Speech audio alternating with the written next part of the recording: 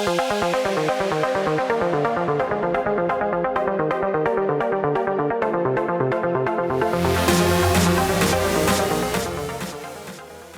Anadarko, you're with Kane, and they rolled up a bunch of their operating companies together to get scale. So I want to give a little context on that.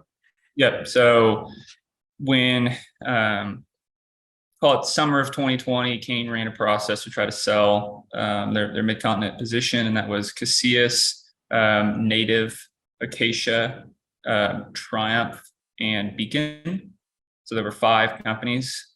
Summer of 2020 was a horrible time to try to sell any material asset, let alone a mid-continent asset at that time. They ended up not getting bids they were interested in pursuing, and felt there was more value in the hold.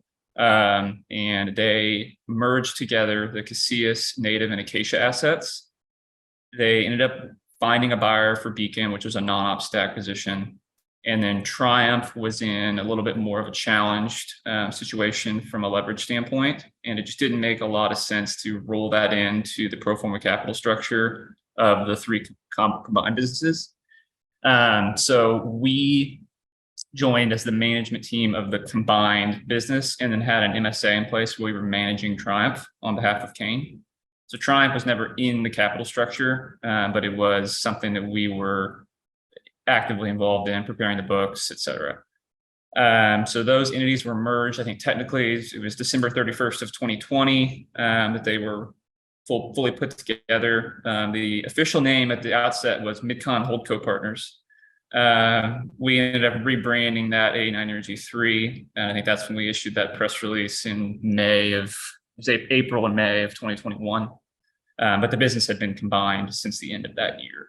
We were in place in early January, spent the first, call it 6 to 8 months, just trying to get our feet under the asset and make sure we understood what we had, and just trying to deal with all the complexities of combining 3 businesses together that were in 3 different cities, had 3 different sets of employees that we needed to figure out solutions for, 3 different databases, accounting systems. There's just a lot of integration that goes from a smash co into a actual logistically sound business.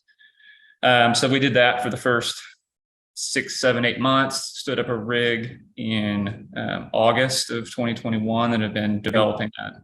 For reference, can you just talk about the footprint and what it looked like, and where majority of the position was? It's about 60 to 70,000 acres, primarily in Scoop. When it was merged together, we had the stacked assets of Acacia. Those were sold in late summer, early fall of 2021. Right now, we're about 25,000 BOE a day. We've developed about 45 additional horizontal wells since we took over management from August of 21 to present. We're, call it, roughly 40% oil, about 60% liquids. So the asset is unique in that, or I guess probably not as unique in the Mid-Con, but it has an area that is really high liquids and an area that's also higher gas, higher GOR. So we have that benefit of commodity optionality on the development side, which has played to our benefit in that, we've focused the vast majority of our time the past 2 years on the oily properties. We, going into this year, had an expectation of maybe focusing a little more on the gas, but as the gas markets retreated, we kind of reshuffled the drill schedule to focus a little back more on the oil. So it's nice to have that ability to play to where the market's telling you we need to be active in.